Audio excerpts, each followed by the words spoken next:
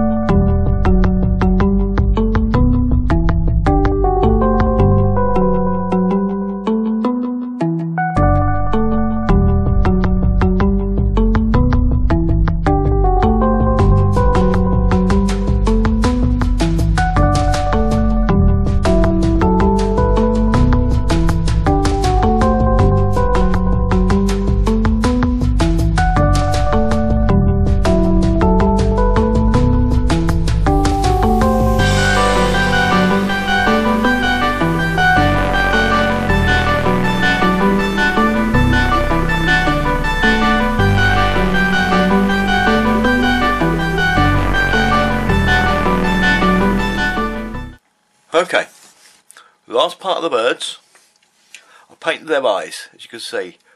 What I did actually was paint them black first, and then run a brown wing round the outside of them. Right, I'm just putting a toothpick just in the lid of the paint. I've got a little tiny drop on the end of it. Now all I've got to do is just put a little white fleck in each of them. That's a little flick with the... There we are. That may be a bit too much, that one. I'll redo that one again. There we go. Right, I've just given that one a wipe over, and I'll redo that again. So I put just too much on it, and a little flick. That's all you need. It's just that little sparkle in the eye. A dollop of my liquid cement in there, and pick up the eye and just drop it into place. You can nudge it in with a knife or a cocktail stick or something, just to place it in there. There we go. And there she is. Apparently these go on the bird a certain way, so we'll keep it like that.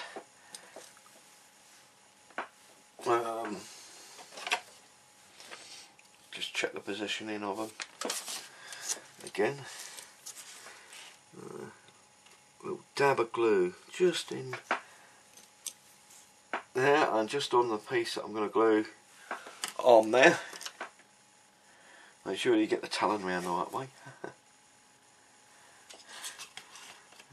just stick that onto there. No, we won't. Excuse me a minute. I've got to go off camera for this. It's a bit delicate. There you go. That's one bird on, one to go. Okay, I've pulled a can out of an old can. I'm going to use this wire for the base. I want to bend this round a little bit, so I've got a bend on it. If I use the can, hopefully I can bend it round. Not that successfully, as it seems. Let's put this up down here. Oh, much better, much better. Over the edge of the desk is much better than an old tin can. There we go. That's just what I want there.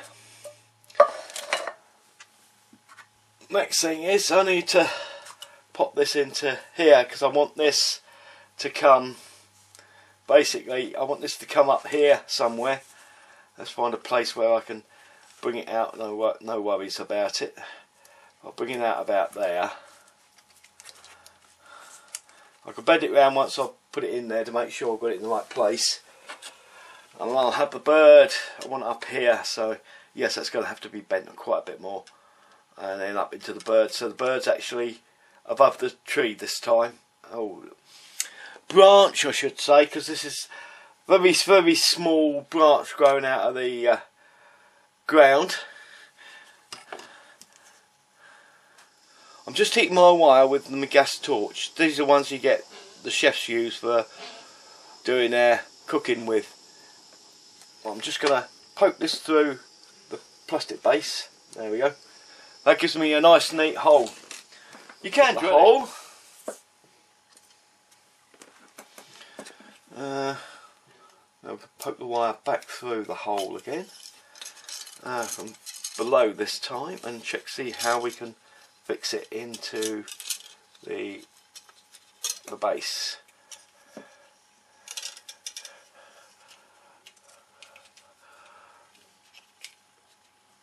Right, I need to bend that a little bit more.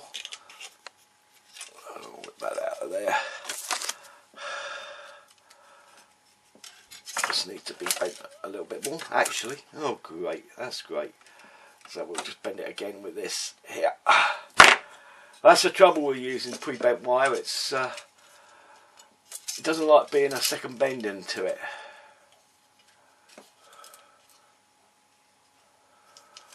That's fine. I could put that in there. I could put that in there and glue that with a bit of epoxy, which is what I'm just about to do.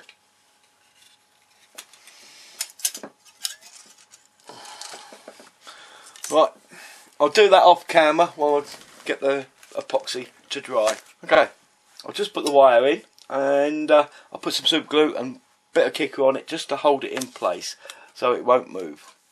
I've now done some epoxy on this, two-part epoxy resin. I get this stuff. This is super epoxy adhesive. Very expensive stuff, this. Very expensive stuff. You get 2 of those on a card for £1. Yeah. I don't use a lot of it now, so it's not worth me getting a big tubs of it like I used to. I've just used my super epoxy adhesive. Very expensive stuff. That costs 50p. Actually, you get 2 in a pack for £1. So I used a little bit of that just to hold the wire in place. Use a lot of that now, and then I put a blob of that over the top to hold it in position because I've got to bend this wire again once it's all dried.